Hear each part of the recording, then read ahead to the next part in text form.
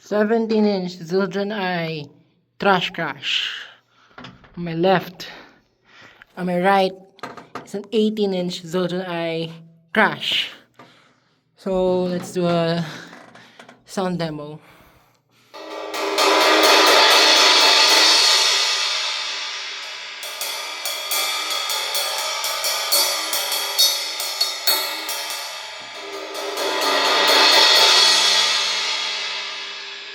Then try the 18.